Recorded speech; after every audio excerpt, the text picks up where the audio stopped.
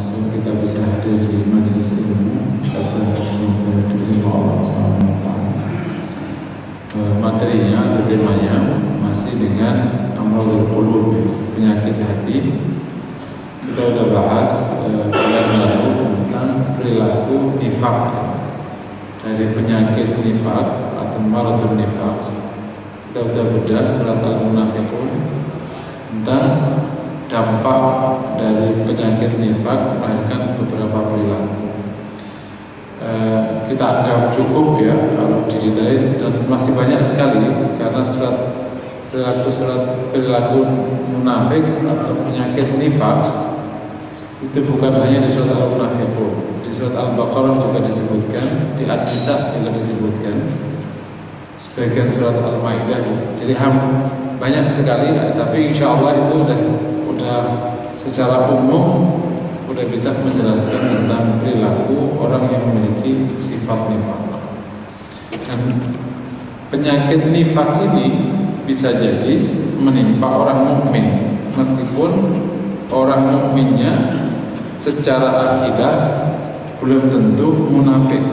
Kan munafik akidah mana kan dia percaya, setengah percaya kepada Allah, kan dia setengah percaya atau setengah percaya kepada Rasulullah.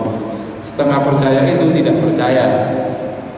Karena percaya itu harus 100%. Setengah percaya adalah tidak percaya.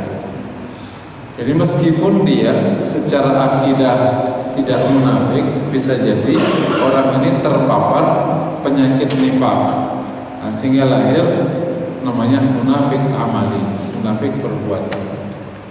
Sifat nifaq ini atau penyakit nifaq ini bisa juga menimpa orang kafir, karena penyakit-penyakit ini bisa berderet kemana-mana, kan sama saja. Ada katakan jenis manusia itu kan sehat, setengah sehat, sakit. Setengah sehat itu apa? Katakan setengah sehat ya, namanya dorman atau apa namanya? Orang yang sehat enggak, sakit enggak. Nah, kondisi ini bisa menimpa ke orang sehat, sehingga nanti dia seperti orang yang setengah sehat. Dan juga bisa menimpa orang yang sakit, jadi akhirnya tambah sakit. Jadi bisa jadi orang kafir memiliki penyakit nifaq, kelakuannya seperti orang munafik. Demikian sebaliknya. Hari ini kita akan bahas nomor 4, maradul kibr, penyakit sombong. Setelah maradul al-kufr wal inad wal isyan, maradul syirk wal ilhad, nomor 3 maradul nifaq. Nah, ini yang mendekati penyakit yang sangat bahaya, 3 pokok itu namanya maradul kibr, penyakit sombong. Ini adalah penyakit pertama yang mendasari lahirnya penentangan. Kisah pertama antara dua insan atau dua makhluk Allah yang diperintahkan oleh Allah untuk sujud kepada Nabi Adam, lahirlah kelompok yang namanya kelompok iblis. Salah satu sebab atau sebab iblis tidak mau taat kepada Allah dalam konteks Nabi Adam adalah ia mengatakan sebagaimana Allah firmankan, ana khairum minhu khalaqtani min nar wa khalaqtahu min tin. Saya lebih baik daripadanya, engkau ciptakan dari api, sedangkan engkau ciptakan ia dari tanah. Ini sedikit kita duduk sejenak di bab ini, karena ini adalah penyakit yang mendasari kekufuran. Jadi awal kufur itu ya di sini nih letaknya. Ana khairu minhu khalaqtani min nar wa khalaqtahu min tin. Engkau ciptakan aku, saya lebih baik daripadanya, engkau ciptakan aku dari api dan engkau ciptakan ia dari tanah. Ini yang saya suka nyebut persepsi yang menjadi nyata di mata orangnya. Jadi bagi orang yang sombong itu, persepsi dia adalah fakta baginya. Yang pertama nih ya, bahwa setan menganggap api lebih baik daripada tanah. Itu kan persepsi dia, kan bukan fakta, betul? Tapi bagi iblis ini fakta. Nanti orang sombong begini kondisinya. Ini persepsi yang menjadi fakta bagi pelakunya. Pertama, antara api sama tanah, kan nggak ada dasar bahwa api lebih baik dari tanah. Kan bisa jadi tanah lebih baik daripada api, atau minimal sama posisinya. Itu yang pertama. Yang kedua, karena persepsi ini yang dianggap fakta. Jadi setan tidak mengaku ini persepsinya, enggak. Dia menganggap ini faktanya. Nah, nanti orang sombong juga gitu. Sehingga dia bisa memutuskan ana khairum minhu. Saya lebih baik daripadanya. Jadi orang sombong selalu punya alasan yang dianggap fakta. Yang dianggap fakta meskipun bukan fakta untuk mengatakan saya lebih. Kondisi psikologis atau kondisi hati seperti inilah yang disebut dengan sombong. Rasulullah mendefinisikan sebagai al-kibru batrul haqqi wa ghamdun nas. Kiber atau sombong itu adalah menolak kebenaran dan menghinakan orang lain. Rasul lebih luas mendefinisikan masalah kesombongan. Batrul haqqi wa ghamdun nas, menolak kebenaran dan menghinakan orang lain. Batrul haq, bagaimana kok bisa disebut sombong? Menolak kebenaran bisa disebut sombong. Ilustrasi yang simpel gini. Kalau kita ada anak mau belajar matematik, dia 1 SD atau TK, saya belajar 1 tambah 1. Anaknya nanya kepada kakaknya, kak 1 tambah 1 berapa? 2. Ya 2, bukan, gitu ya. Sombong nggak namanya? Lo dikasih tahu belagu lo, kan lo nggak tahu, paham kira-kira? Kita ini kan nggak tahu jalan yang benar di dunia karena pertama kali kita di dunia ya sekarang ini, betul nggak kira-kira? Kan belum ada yang pengalaman di dunia sebelumnya. Ada yang sudah pernah mati terus balik lagi kemari, kan belum ada. Kita ya pengalaman ya sekarang kita kan sama-sama. Yang paling tahu tentang hidup ini kan berarti kan pencipta hidup ini, yakni Allah. Allah kemudian berikan panduan hidup. Saya suka menyebut sebagai manual kehidupan. Namanya Islam, bukunya namanya Quran. Nah dikasih tahu hidup itu begini. Ya masa begitu? Enggak begitu. Namanya kan sombong. Kan nggak ngerti. Dikasih tahu kenapa? Nolak. Al-haq itu kan jalan yang membuatmu baik. Dikasih tahu nolak. Mana namanya? Batrul haq. Orang tidak tahu jalan nih, dia bingung gitu. Dia bingung. Bang, kenapa bingung? Saya mau ke Emerald. Kata si nanya. Oh, mau ke Emerald, maka sono. Masa Emerald ke sono? Sono tahu. Ya kalau saya tuh gak usah nanya, tahu kan? Itu sama saja orang tidak blank, tidak tahu, tapi dia setengah tahu, namanya bingung. Orang munafik itu kan setengah tahu, dikasih tahu nggak mau, sama, namanya batrul haq, menolak kebenaran. Dan akibat menolak kebenaran, orang tidak bisa menerima kebenaran dan tidak bisa menjalankan kebenaran. Yang kedua, ghamdun nas, yakni menghinakan orang lain. Ini tipis sekali ya. Kiber itu levelnya memang sudah ana khairum minhu. Kalau belum ada perbandingan, itu belum masuk sombong. Baru masuk ujub. Jadi ujub itu adalah belum dibandingkan, belum menghinakan. Jadi belum ada orang yang jadi sasaran. Kalau tadi kan ana khairum minhu sudah dibandingkan. Jadi kalau misalnya gini, kok mas apa? Pak, mau secantik kan? Tua nanya, cantik tau. Jadi kalau dia ujub itu kan pengaguman pada diri namanya. Pengaguman pada diri itu melebihi batas syukur, itu namanya ujub.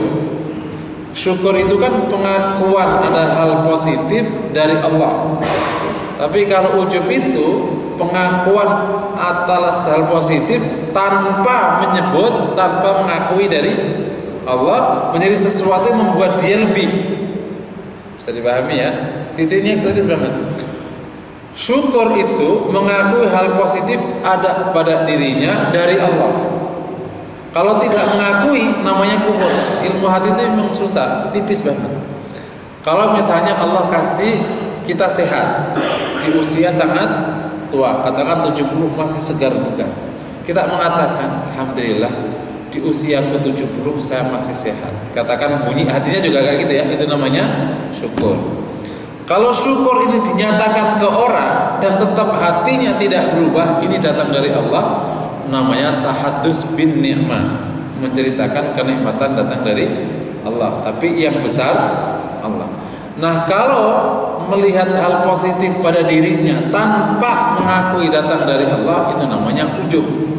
Amin insyaallah ya, ujub. 70 sehat. Nah kan nggak ada Allahnya tadi itu, ya, tipis sekali.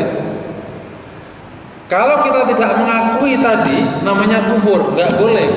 70 sehat kok nggak diakui datang dari Allah, berarti namanya tidak bersyukur. Tapi kalau diakui tanpa menyebut Allah, namanya ujub. Ujub itu mengagumi sesuatu yang positif pada dirinya tanpa diakuinya sebagai datang dari Allah. Oke ya, mirip kufur sebenarnya. Wah, 70 masih sehat, 70 ganteng. Oke. Ujub ini kalau diceritakan ke orang namanya riya. Tapi kalau syukur diceritakan ke orang namanya tahaddus bin ni'mah. Titik kritisnya di mana? Pengakuan datang dari Allah atau tidak. Itu titik kritisnya. Sama-sama bercerita, alhamdulillah ya, saya umur 70, Allah masih kasih sehat. Di hatinya enggak sedikit pun merasa ini datang dari dirinya. Kalau hakikatnya perkara hanya Allah yang tahu. Ngomong alhamdulillah, kalau sombong sombong aja. Alhamdulillah sehat. Ya bisa aja. Alhamdulillah, tapi sebenarnya itu ujub, bisa jadi. Tapi kan kita katakan hati sama mulutnya sama gitu ya. Jadi waktu dia menyatakan alhamdulillah, memang hatinya alhamdulillah, berarti itu namanya syukur dan tahaddus bin. Tapi kalau ujub, kemudian kalau perkara yang dianggap mengagumkan pada dirinya itu diceritakan ke orang, namanya riya, paham ya? Nah, kalau ingin didengar orang, namanya sum'ah. Jadi sum'ah sama riya itu satu level. Level sebelah sana namanya tahaddus bin ni'mah. Sama-sama ini sunnah. Utsman bin Affan, supaya agak paham. Utsman bin Affan waktu di demo oleh sejumlah orang yang dari Mesir, Utsman menyebutkan, bukankah saya telah begini dulu untuk menghentikan demonya itu. Itu namanya tahaddus bin ni'mah, bukan riya, bukan sum'ah. Kenapa demikian? Karena tidak mungkin ahlul jannah melakukan tindakan yang sefatal itu. Logikanya gitu aja. Kan nggak tahu hati orang kan nggak tahu. Tapi karena Utsman ada ahlul jannah yang sudah Rasul tetap sebagai ahli surga, tidak mungkin melakukan hal yang sefatal itu, kan jadi batal semua amalnya kan. Jadi nah, kalau kemudian riya atau sum'ah itu dibandingkan ke orang lain, nah, itulah namanya kibr, sombong. Jadi lebih dari yang lain namanya sombong. Jadi sombong itu kalau sudah ada perbandingan, ana khairum min, itu sudah ada penghinaan. Karena perbandingan berarti kan akhirnya dia lebih dari yang lain. Lebih dari yang lain berarti kan menghinakan yang lain. Ya. Jadi sombong adalah ghamdun nas wa batul haqqi wa ghamdun, secara definisi ya. Bahayanya, jadi yang pertama tadi, sumber awal muasal penyakit ini atau marad ini adalah dari iblis, dari setan yang sebenarnya secara fakta tidak selalu lebih dari yang lain, tapi oleh orang yang punya penyakit sombong, maka persepsi dia seakan-akan sampai kepada fakta sehingga dia bisa merasa lebih dari yang lain. Yang kedua tadi definisinya, yang ketiga adalah bahayanya. Ini bahaya penyakit ini luar biasa. Yang pertama, penyakit ini adalah salah satu penyakit yang paling dekat dengan kekufuran. Karena begitu orang sombong, itu kufurnya langsung segera. Minimal kufur nikmat, itu sudah langsung kufur nikmat. Karena tadi kan ya, ujub saja itu kan sudah tidak syukur. Ujub itu kan sudah nggak syukur kan sebenarnya. Itu minimal kufur nikmat. Kalau orang sudah kufur nikmat, maka sebentar lagi akan kufur al-ibadah, kufur ibadah kepada Allah Subhanahu wa taala. Kisah yang paling nyatanya ya ada di iblis tadi. Naudzubillah. Yang kedua, orang sombong atau orang kena penyakit ini tidak akan mudah memperbaiki diri. Sehingga peluang dia bertindak salah dan bertahan dalam kesalahan itu besar sekali.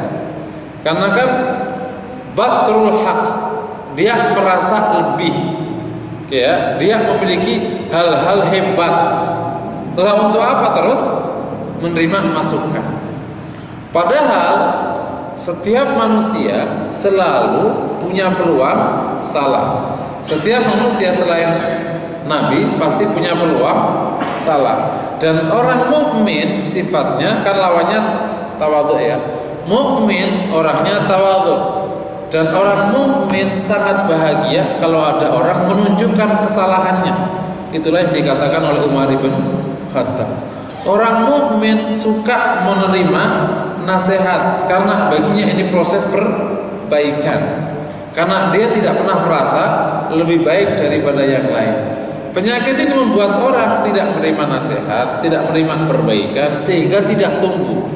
Seandainya posisi dia secara kebaikan itu sudah pol di atas,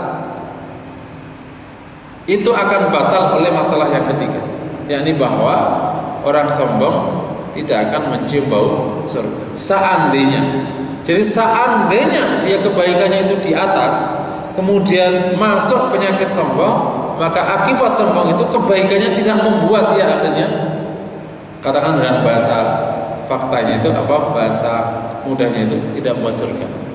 Karena la yadkhulul jannata man kana fi qalbihi mithqalu habatin min kibr, kata Rasulullah, tidak akan masuk surga. Dalam sebuah riwayat la yashum raihatal jannah, tidak mencium bau surga orang yang di dalamnya ada satu darah dari penyakit sombong.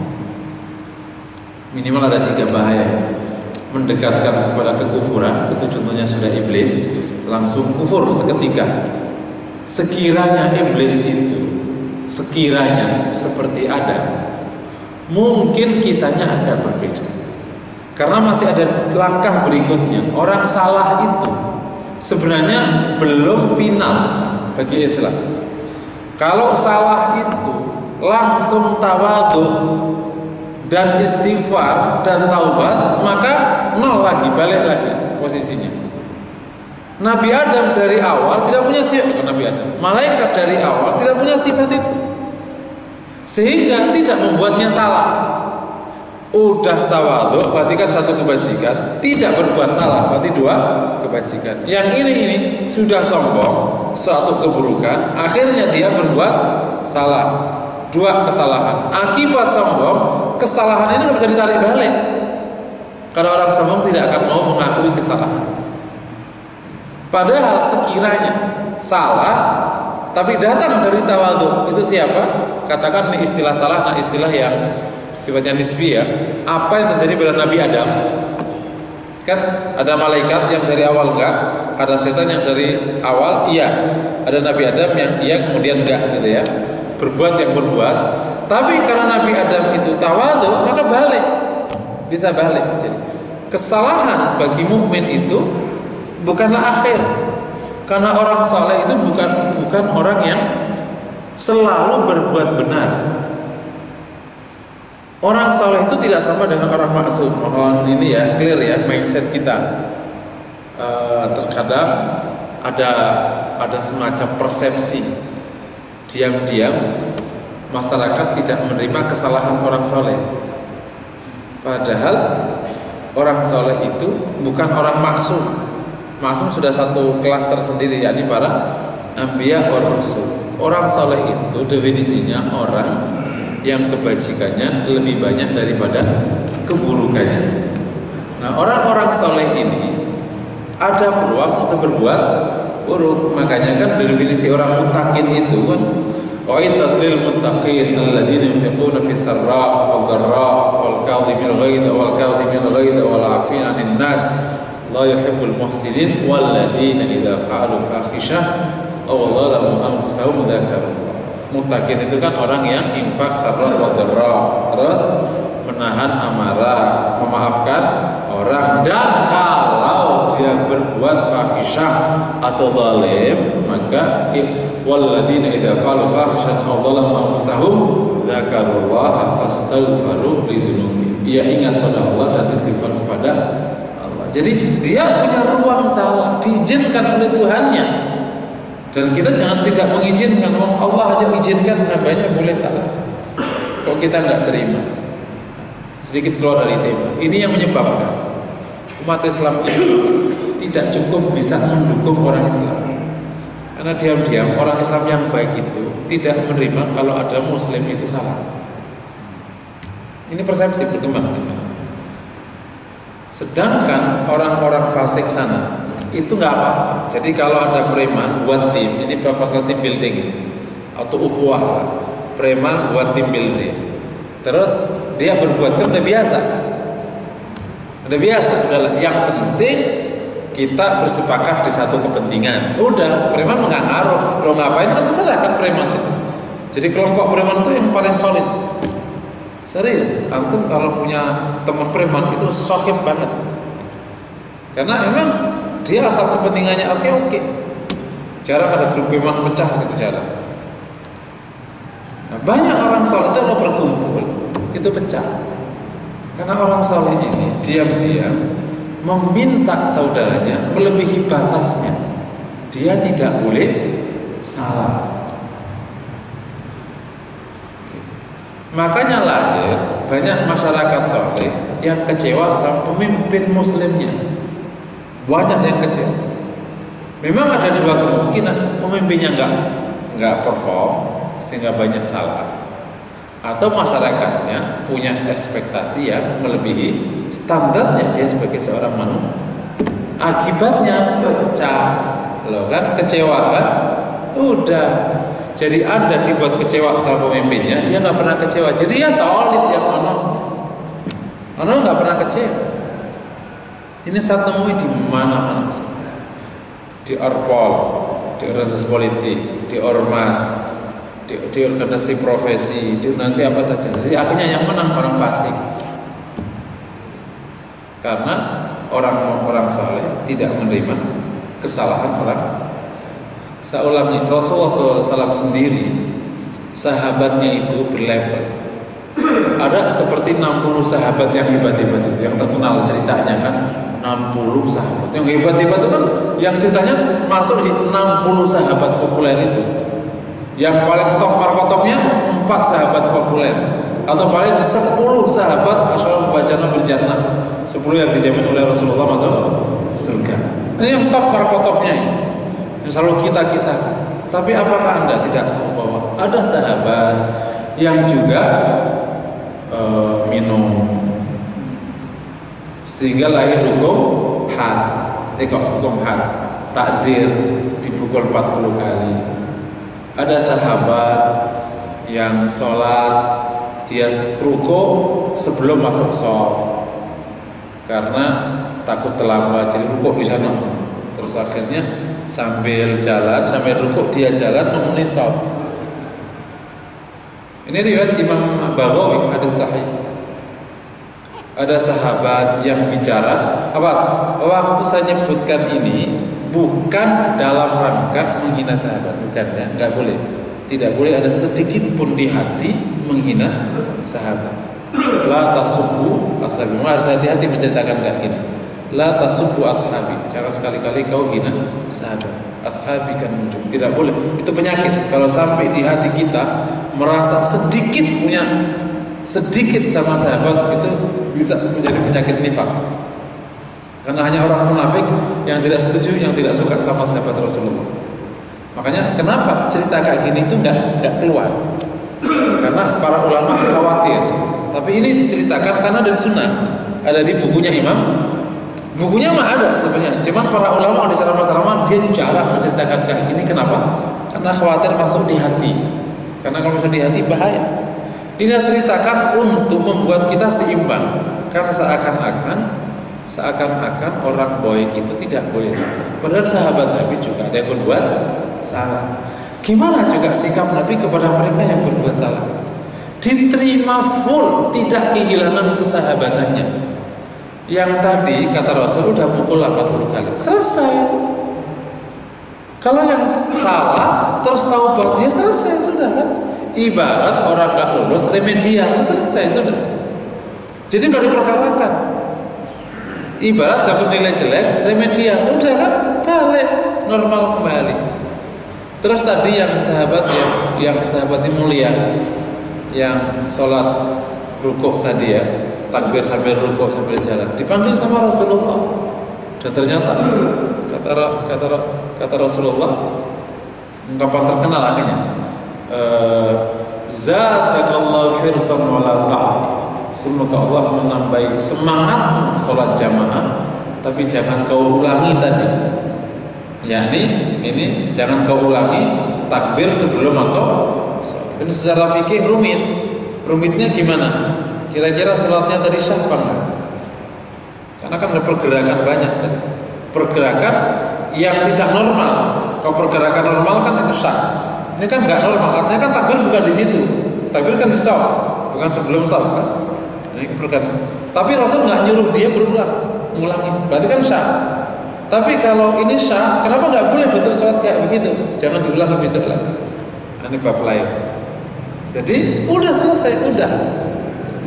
Sahabat yang bicara dipanggil sama Rasulullah dan wallahi ma darabani wala qaharani. Nabi tidak mukul aku, tidak menghadirku. Illa annahu qala. Dia hanya berkata, inna hadhihi shalah la tasru syai' min kalamin nas. Ini salat tidak boleh ada pembicaraan orang. Walakin litasbih wa dzikr wa tilawatul Quran. Salat ini untuk tasbih, zikir dan baca. Udah selesai. Memang bedanya sahabat sama generasi yang lain itu. Sahabat itu kayak kertas putih. Dan penulisnya itu pensil, begitu dihapus ditulis langsung lengket, bukan nolak. Sahabat yang diselesaikan oleh Rasulullah itu langsung seketika selesai, dan seketika berubah, bukan nolak, bukan justifikasi. Nah ini kisah walladzina idza fa'alu fahishatin aw dzalamu anfusahum itu langsung dia tidak nolak sahabat itu. Terus ya Rasulullah, sorry ya, tadi ya gitu aja kan, masa nggak boleh kan, buru-buru lah, boleh lah. Enggak, dibilangnya dia udah terima aja, udah. Enggak mencoba untuk membenarkan diri, nggak penting kan, itu nggak penting kan. Membenarkan dirinya itu nggak penting karena semuanya Allah yang menilai. Itu mirip Ka'ab bin Malik, kisah yang sangat terkenal itu ya. Waktu beliau tidak ikut perang Tabuk, ia mengatakan, ya Rasulullah, aku ada orang yang paling pandai bicara di antara saya. Dia seorang yang orator, komunikasi, ahli komunikasi. Saya ada orang yang paling pandai bicara di antara saya. Dan kalau saya menyatakan, pastilah engkau percaya. Tapi untuk apa saya lakukan? Tahu Allah tahu yang terjadi padaku. Jadi dia nggak mau nyebutin alasan. Saya udah ulang kemarin ya, di nifak kemarin ya, yang suka membuat alasan. Serahkan pada Allah. Dan Rasulullah juga akhirnya menyerahkan kepada Allah. Lain orang munafik kan datang dengan alasan. Dan Rasul ya udah terima aja, biarin aja. Kan orang munafik itu kan butuhnya hanya baik di mata orang. Dia kan nggak butuh baik di sisi Allah kan. Kalau orang mukmin butuhnya baik di sisi Allah, di mata orang dia nggak butuh. Makanya urusan 3 sahabat ini serahkan kepada, biarkan Allah yang selesaikan. Kan bukan baik di mata orang, nggak penting orang mukmin itu.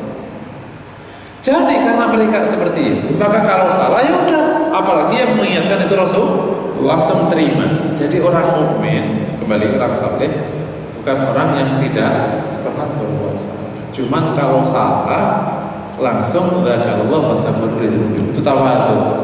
Nabi Adam berbuat yang ia perbuat, kemudian langsung Rabbana zalamna, selesai.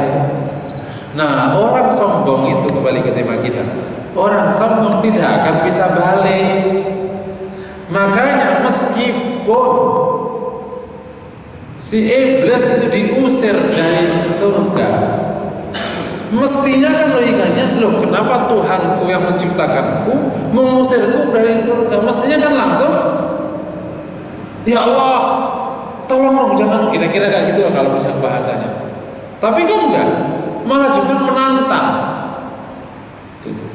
La ughwiyannahum ajma'in illa ibadaka minhumul mukhlasin. Saya akan sesatkan untuk mereka semua anak turunan. Jadi nanti ketemunya orang sombong itu, kalau ketemu salah itu mantan. Nah, kalau orang munafik, kalau ketemu salah ngeles. Jadi agak beda penyakitnya. Orang munafik kalau salah nggak nantang, enggak. Tapi dia datang dengan alasan. Ada aja, dia punya 1000 alasan.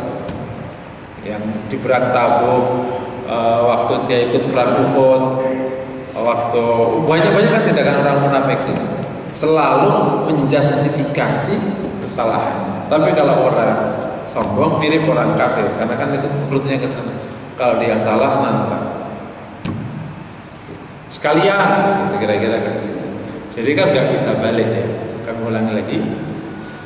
Jadi dekat kepada kekufuran sejengkal lagi, dia tidak akan tumbuh kebajikannya. Dan yang terakhir langsung mendapatkan penetapan dari Rasulullah, tidak akan mencium bau surga. Jadi ini penyakit bahaya sekali. Berarti kan tidak pernah masuk surga. Naudzubillah. Nah, terus bisa nggak? Ya nanti harus penyelesaian pakai taubat. Poin keempat, proses sombong itu gimana? Nah ini tadi saya sengaja di awal mengutip ayat ana khairum minhu. Ini luar biasa. Ayat inilah awal dasar kajian tentang kesombongan, termasuk tentu ayat-ayat yang lain.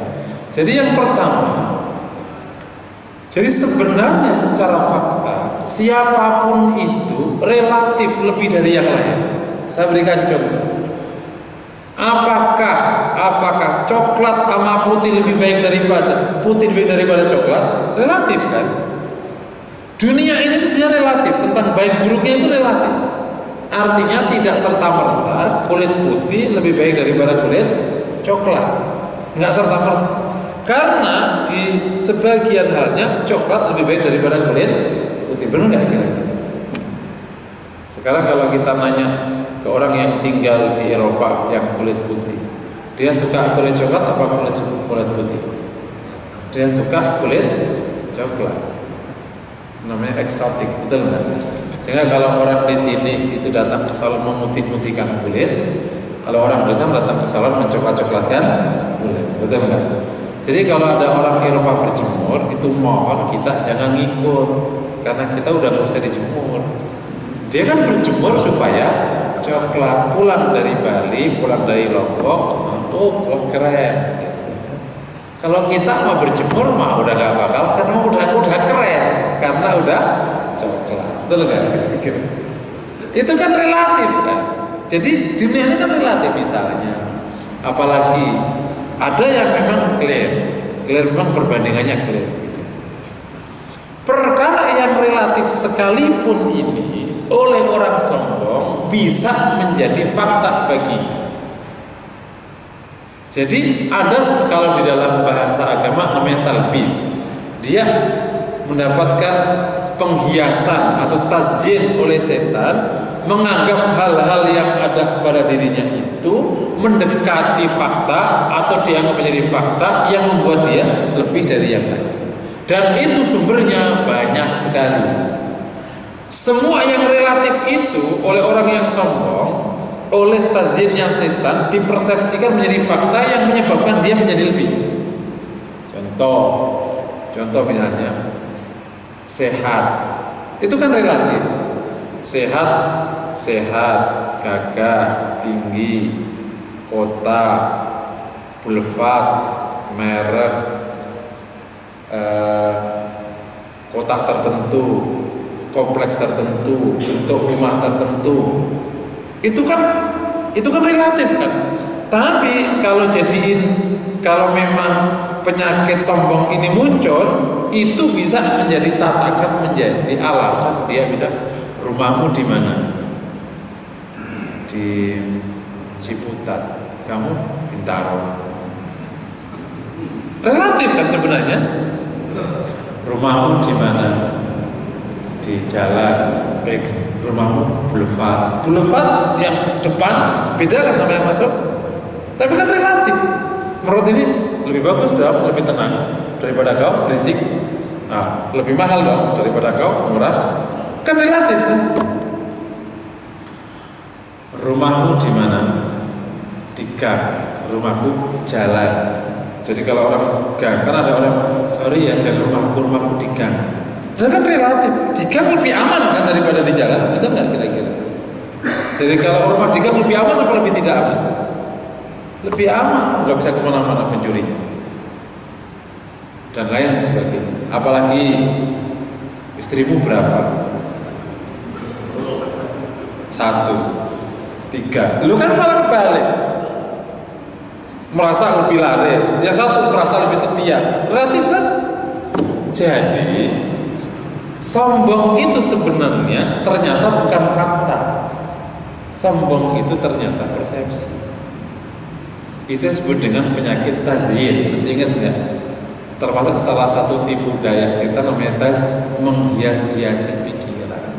Jadi setan itu dihiasi ya oleh setan oleh dirinya sendiri ya, karena dia sumber kejahatan, sehingga menganggap api lebih baik daripada. Dan itu nanti kalau faktanya justru tidak relatif, faktanya itu tidak lebih baik, kok lebih baik itu dosanya lebih gede. Ya, ini kalau ada orang miskin sombong, itu dosanya lebih gede daripada orang kaya sombong. Karena secara fakta tidak mungkin dia lebih baik, tapi dia punya persepsi lebih baik. Orang bodoh sombong itu lebih gede dosanya daripada orang pintar sombong. Jadi kalau relatif, itu kan ada beberapa kelompok yang Allah murkai. Salah satunya orang fakir ya sombong. Udah fakir sombong. Naudzubillah. Clear ya. Jadi secara fakta tidak mungkin jadiin alasan. Tapi kok dapat. Itu namanya sombong tingkat tinggi. Dalam bahasa ilmu hadisnya bukan sombong lagi, namanya maghrur. Maghrur itu ketipu, udah tertipu. Oke ya, jadi ternyata titik kritisnya sombong itu di persepsi, di tazim. Nah, orang mukmin kan kejaga, dia kan tidak ada tazim dengan izin Allah ya.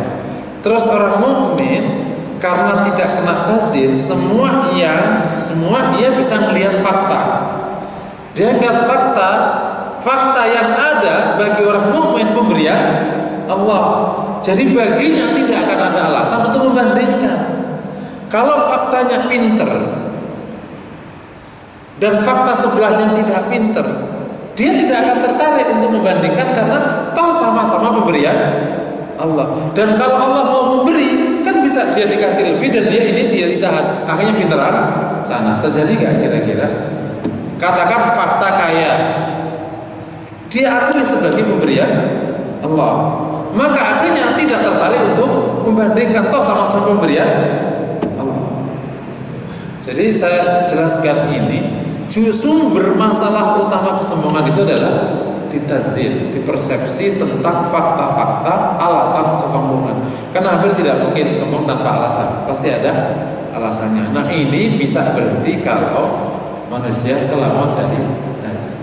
Nah, yang unik tadi itu kalau sudah ke level maghrur, secara fakta tidak mungkin lebih baik, tapi dipersepsikan oleh pelakunya lebih baik. Aki-aki ngerasa ganteng kan kebalik. Aki-aki udah tua ngerasa ganteng. Jangan lihat dong, nih kan masih ganteng. Nyebut. Kayak gitu. Oh, kira-kira.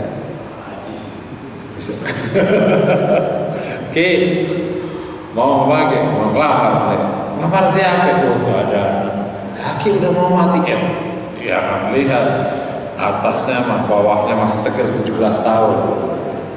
Rasul pernah menyindir ini perkara, menyindir ini perkara tentang di kitab Sahih Bukhari, Ar-Raqaiq, kitab Ar-Raqaiq, yang artinya ada setiap orang akan selalu merasa muda di depan dua hal. Yang pertama di depan wanita, yang kedua di depan harta. Tak satupun orang merasa tua ketika di depan wanita dan beberapa harta. Pas baca hadis itu satu tertawa tapi kalbi-kalbi betul-betul umatmu ya Rasulullah. Semua aki-aki ngerasa muda kalau ketemu wanita, betul kan kira-kira? Yang nyebut Rasulullah udah 15 abad yang lalu. Antum baca di kitab Ar-Raqaiq Sahih Bukhari. Hah? Wanita. Harta. Kan hadis Bukhari itu banyak ya. Antum cari kitab Ar-Raqaiq, kitab Ar-Raqaiq. Antum baca. Ada dua perkara manusia selalu merasa muda. Pertama depan wanita, kedua depan harta. Ada enggak? Oke. Sekarang ada peluang banyak. Udahlah, bakal mati. Ada peluang. Oh ada. Sudah aku ikut. Jadi kalau di depan harta sama wanita semua merasa muda. Itu betul, masya Allah. Yang namanya juga Rasulullah ya. Kelakuan umatnya sudah diprediksi bakal begini kelakuan umatnya. Persepsi, itu kan persepsi. Sampai level merasa muda nggak apa-apa. Tapi kalau merasa lebih muda jadi bab yang lain. Ya. Kita punya. Oke, akan ulang lagi tadi nomor 4. Ini prosedurnya ternyata titik kritisnya cuma di situ terusnya. Jadi kalau orang terselamatkan dari tazin, persepsi sih insya Allah nggak sampai kejauhan. Nomor 5, poin 5. Gimana menyelesaikan penyakit ini? Yang pertama, menyelesaikannya pakai taubat. Jadi supaya tidak menyelesaikan secara ini ya, secara hukum. Jadi taubat dari kesombongan. Nah, kabar buruknya orang sombong termasuk yang susah taubat. Kenapa juga orang sombong susah taubat? Karena dia tidak pernah mau mengakui kesalahan. Ini ada bahaya. Makanya semoga Allah tidak kasih. Ada istilah gini, kalau orang maksiatnya karena kelalaian atau syahwat, itu lebih berpeluang taubat daripada kalau maksiatnya karena kesombongan. Orang maksiat itu sebabnya kan 3. Bisa karena kebodohan, bisa karena syahwat. Bodoh itu terus dalamnya ada ghaflah, ada nisyannya. Terus bisa karena syahwat, bisa karena kibr, bisa karena sombong. 2 perkara peluang taubatnya tinggi karena orangnya masih sadar dia salah. Kalau sombong orangnya tidak pernah mau bahwa dia salah, bahkan dia menentang. Itu makanya iblis gak ada taubatnya. Iblis tidak tahu. Tentu bagi manusia ya, peluangnya tetap ada. Kalau dia bisa melihat ulang fakta-fakta, semoga nanti Allah terima taubatnya. Dan kalau dulu dikatakan di majelis tarekat itu untuk menolak ini maka dipakai prosedur. Nah terakhir nih mungkin tip-tip atau prosedur menyelesaikan pertaubatan. Jadi pertama taubat, yang kedua minta maaf kepada orang yang disombongi. Karena itu sudah masuk kategori penghinaan, menyakiti hak orang lain. Kalau bersifat harta, ya Pak, kalau ada bersifat harta artinya dibalikin. Kalau bersifat kehormatan berarti hanya minta maaf tak membalikan apa. Tip mungkin menyelesaikan yang pertama, jaga diri kita dari persepsi buruk yang namanya tazyin. Ingat materi tazyin. Gimana supaya tidak kena tazyinnya setan? Kan awal masuknya semua kan dari tazyin. Kita dipersepsikan bahwa kita punya fakta-fakta yang lebih dari yang lain. Itu kan persepsi namanya. Kita dipersepsikan punya fakta-fakta, entah diri, entah apapun. Fakta kan banyak yang sekitar kita yang lebih dari yang lain. Ya. Jaga dari tazyin, jaga persepsi. dengan cara bahwa ini pemberian Allah. Jadi sama, semua bisa diberi oleh Allah jika Allah kehendaki. Hari ini ketika Allah beri apa yang membuat kita tampak lebih, nggak lebih sebenarnya, nggak lebih, tampak lebih, sungguhnya Allah juga bisa memberi pada orang yang menurut kita tidak itu bisa lebih dari kita lebih. Toh sebenarnya bukan fakta, itu hanya tampak karena relatif. Apakah jumlah harta lebih banyak itu lebih baik daripada jumlah harta lebih sedikit? Tergantung nilai melihatnya. Kalau melihatnya dari konteks dunia lebih baik. Kalau melihatnya konteks hisab lebih kasihan. Duitku banyak, duitmu dikit. Ya kasihan loh. Hisabmu lama, hisabku sebentar. Kan bisa malah sombong. Jadi orang yang bisa sombong dari kesedikitan. Aku sedikit harta, jadi kisahku kamu, gak kayak kamu, kisahku lama. Relatif. Aku orang Arab, deket Ka'bah. Aku orang Jawa, lebih utama. Kalau aku Jawa aja beriman daripada kamu. Bisa kan kira-kira? Jadi memang relatif. Tetapi lagi kalau persepsi masuk itu tampak menjadi fakta. Jadi jaga mental. Yang kedua, selalu menghiasi diri dengan syukur. Syukur itu menjaga, karena syukur itu mengingat-ingat itu pemberian Allah, sehingga tidak putus. Karena awal kiber itu ujub. Ujub itu berhenti bahwa itu datang dari Allah. Nah, kalau sudah kena ujub, ya udah akan terus. Tapi kalau ujubnya dihentikan karena syukur kan pemberian Allah, maka insya Allah tidak, dengan itu tidak. Terakhir ya banyak berdoa kepada Allah dijauhkan dari penyakit sakit. Ya, ada 6 poin tentang masalah yang sombong. Bahaya sekali dan dampaknya juga sangat besar sekali. Proses penyakitnya sangat lembut ya, karena melalui persepsi. Ternyata bukan proses yang agak keras. Setiap orang pasti punya persepsi tentang dirinya. Jika kalau nggak dijaga, bisa jadi akhirnya sampai ke sana. Mulainya dari ujub, tapi ujungnya sampai nanti ke kibur. Sampai di sini yang dapat saya sampaikan. Assalamualaikum warahmatullahi wabarakatuh. Ya, jadi kalau urut-urutannya itu, jadi persepsi itu bahasa Arabnya itu yang paling dekat namanya tasawur, gambaran awal tentang objek. Nah, kalau sudah tasawur itu menguat, baru namanya mafahim, pemahaman. Jadi persepsi itu sebelum pemahaman. Nah, pada waktu sahabat melihat Rasul, mendengar Rasul, dan hidup bersama Rasul, lahir kan pasti ada persepsi dulu awalnya. Lahir kemudian sudah membaku, itu namanya pemahaman tentang ayat, pemahaman tentang tindakan Nabi. Ini maknanya begini, Nabi bertindak, itu kan ada persepsi. Oh, berarti bakunya gini. Pemahaman ini sudah baku dan biasanya sudah dicek apakah sesuai dengan fakta atau tidak sesuai dengan fakta. Makanya istilahnya sesuai dengan pemahaman sahabat. Nah, persoalannya kalau ke kita ini, apakah yang kita anggap pemahaman sahabat itu emang real pemahaman sahabat, atau sebenarnya pemahaman kita tentang pemahaman sahabat? Nah, itu ya perlu dicek ulang. Ini pemahaman sahabat, kan berarti kan ada satu objek informasi yang kita akan cerna, karena kita kan generasi setelahnya kan. Kan sahabat mengecek, menyikapi informasi Quran maupun sunnah Nabi, baik perbuatan tindakan lahir, pemahaman sahabat. Karena beliau yang hidup bersama Rasulullah, berarti beliaulah yang paling dekat, yang paling benar versi Rasulullah. Betul kan, kira-kira kayak gitu kan. Sekarang informasi yang sudah 3 ini, Quran, Sunnah, versi sahabat, sampai ke kita, clear ya.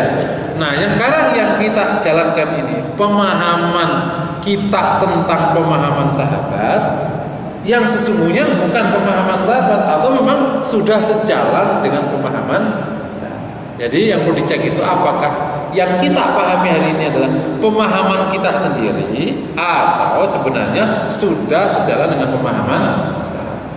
Bisa dipahami. Nah, beberapa case menunjukkan ini belum sampai pemahaman sahabat. Ini sebenarnya baru persepsi Anda tentang pemahaman sahabat. Karena kalau sahabat itu kan berarti harus 100.000, bukan 1-2. Misalnya, gini aja contoh paling gampang. Ketika orang patok bangkrong megangi pendapat Ibnu Umar saja, tidak mau mendengar pendapat Ibnu Abbas, itu sama berarti Anda telah mempersempit pemahaman sahabat. Sebenarnya pemahamanmu tentang pemahaman sahabat, karena aku juga nggak mau bergeser ke sahabat yang lain. Paham kira-kira? Itu contoh kecil. Berarti sebenarnya dia persepsi dia tentang pemahaman sahabat. Itu namanya levelnya masih di sini. Kalau pemahaman sahabat berarti engkau terima Ibnu Umar, terus juga Ibnu Abbas dan lain sebagainya.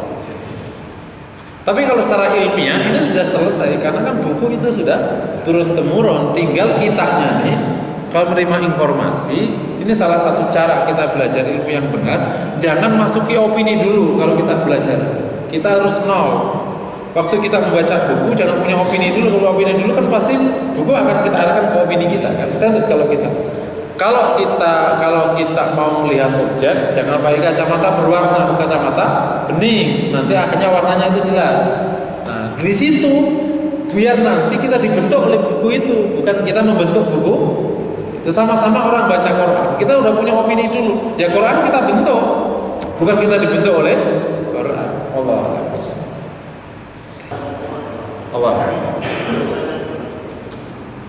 Saya baru dengar ini pertama kali. Kalau dasarnya itu mungkin secara bahasa bisa aja, secara bahasa, karena al-kibra itu izari, al-kibra ridani, secara bahasa. Tapi menjadi istilah bahwa sombong itu syirik karena letak menyekutukannya nggak ada. Tapi kalau sombong itu ba'dun minal kufur, malah iya, dia cabang dari kekufuran, itu iya. Kan hampir sama maknanya. Sombong itu merasa, nah kufur itu menentang. Karena kiber maka akhirnya menentang. Tapi kalau syirik mungkin lebih ke arah kufur kali pastinya, ke arah ke kufur. Wallahu a'lam. Ini harus paham di bab ini. Bab yang ada di hati tidak terhitung atau enggak itu gini. Jadi kita harus paham amal itu jadi 3. Ada amal hati, ada amal anggota badan, ada amal lisan. Jadi kalau masuk kategori amal hati dihitung oleh Allah. Yang tidak dihitung itu adalah kalau amal perbuatan masih di hati. Misalnya yang maksiat ya, kalau yang nggak maksiat dia itu udah dihitung ya. Kalau kebaikan aku mau sedekah itu amal itu amal perbuatan. Bisa nggak aku mau sedekah terus nggak ada sedekahnya? Sedekah nggak namanya? Ya enggak. Sedekah itu amal perbuatan, ada duitnya. Dapat satu. Yang buruk ya, kalau masuk amal hati, ya berarti kalau amal hati sudah tetap ya dihitung. Karena amal hati, syukur amal hati, ikhlas amal hati. Tapi kalau ada amal perbuatan baru di hati. Ya, nah itu baru yang nggak dihitung itu. Tapi kalau buruk ya, misalnya mau minum itu kan nggak bisa mau minum, kan belum minum kan? Itu harus ada air masuk ke mulut. Nah, kok tidak nggak dihitung namanya? Paham ya? Mau memfitnah orang, belum ngomong, belum, nggak dihitung. Tapi kalau amal yang baik khusus ini dihitung, ya, karena ini adalah mental. Kayak khusus amal hati, karena masuk kategori hati, ya tiknya hati kehitung, udah bukan amal perbuatan. Cuma kalau nggak ada memahaminya, suka masih di hati. Sombong itu di hati. Mana ada sombong di luar? Luar itu bukti sombong. Sombong itu hati. Ini bab ilmu hati. Jangan awas hati jadi bab ilmu hati. Namanya juga amal hati. Sombong itu amal hati. Dihitung. Jadi kan merasa lebih baik. Makanya tadi itu sudah sombong. Clear ya? Nah kalau menghinakan orang itu implementasi sombong. Paham ya? Jadi seluruh amal hati dihitung karena dia masuk amal hati. Nah, disinilah ketika bab ini kehitung, kan sahabat juga berat sekali. Makanya lahir la yukallifullahu nafsan illa wus'aha. Ya, ketika makanya akhirnya para ulama kalau baru tik pertama kok segera ditaubati, nah semoga itu tidak dihitung atau Allah hapus. Riya itu kan datang dan pergi. Ke masjid ini kan banyak dinamika dia gitu. Gak enak sama istri baru umroh, kayak gitu kan. Nah itu kalau kita terus ditahan, nah semoga kejadian gitu kan. Allah hapus. Iya, jadi ini memang yang pertama. Kalau pertama pendapat jihad itu harus pakai, ini memang panjang strategi. Karena memang aslinya jihad itu pakai persetujuan imam yang syah. Tapi kalau masyarakat muslim tidak ada imamnya atau imamnya menterlantarkan masalah ini, apakah dia menunggu? Para ulama hampir sepakat itu tidak perlu menunggu. Nah, persoalannya itu diimplementasi. Kalau di masalah tataran pandangan yang harus pakai persetujuan imam, termasuk imam yang zalim sekalipun, itu pandangan Rafidhah Syiah. Oh ya, satu lagi, jihad itu dengan musuh. Jadi sekarang siapa musuhnya? Nah, jadi makanya masalahnya jihad hari ini bukan konsepsi di tataran implementasi. Kalau konsepnya udah clear di buku-buku tinggal dibaca aja. Implementasinya misalnya mana musuhnya dan mana tipe jihadnya. Jihad itu kan ada 3 tipe, mulai dari kital, jihad askari, sampai jihad amal soleh dan lain sebagainya. Itu 3 makna. Nah ini yang menjelaskan ini. Kalau ada imam kan imam. Ketika tidak ada imam, sementara secara prosedur sudah menuntut. Seperti misalnya katakan di Palestina hari ini yang paling gampang, itu kan sudah sah tegak jihad, dia harus jihad. Meskipun misalnya presidennya nggak izinkan, nggak penting. Kenapa? Karena presidennya lebih membela misalnya. Jadi nanti fikirnya agak rumit. Memang khusus urusan publik atau lebih tepatnya hukum yang terkait dengan kekuasaan itu memang dari zaman dulu implementasinya rumitnya tak terkira karena kaitannya dengan kemaslahatan. Nah kalau diizinkan tanpa ada persetujuan imam, berarti masing-masing bisa mengambil persepsi sendiri. Itu siapa yang memutuskannya menjadi perkara besar. Makanya hampir urusan politik itu nanti akan dibahas kalau udah menang aja dulu. Kalau belum menang nggak usah dibahas. Karena susah juga implementasinya. Yang merumuskan ini sudah boleh jihad apa belum, siapa yang merumuskan? Kan Allah Khalifah pemimpin. Terus musuhnya siapa? Apakah dia musuh atau nggak musuh sebenarnya? Kan kalau nggak musuh nggak boleh. Kalau ada kafir demi kita nggak boleh perangi, haram hukumnya. Tapi kalau dia demi apa harbi sebenarnya? Nah sementara sekarang perangnya bukan perang kayak zaman dulu. Perangnya perang asymmetry war, bukan perang di mana musuh datang, tapi perang menggunakan saudara Anda sendiri. Lebih rumit lagi. Nifak. Ya, kalau bab jihad harus tumbuh dari hati, clear. Nanti kalau ada jihad dan jihad itu clear, memang benar ya kita ikut. Gitu. Tapi kalau tidak, ya tidak. Berarti namanya bukan tidak melaksanakan, tapi memang tidak ada fakta menuntut. Seperti cabang iman memerdekakan hamba sahaya, nggak ada hambanya, nggak mungkin kita melakukannya. Paham? Iya, kalau misalnya ada sebuah tindakan yang nggak ada faktanya, kita nggak salah. Kan ada cabang iman bunyi memerdekakan hamba sahaya. Terus sekarang ada hamba sahayanya, ya berarti kan nggak salah. Ya sama aja. Disuruh jihad, nggak ada fakta jihadnya sekarang. Ini bab ini kalau mau tak bahas, karena ini ada. Kalau mau tak bahas detail, bisa aja 2-3 pertemuan. Agak rumit di bab jihad. Karena memang pemahamannya harus utuh, implementasi clear. Kalau enggak bisa salah di terorisme atau bisa salah malah tidak pernah melakukan jihad. Wallahu a'lam. Cukup ya. Subhanallah, alhamdulillah,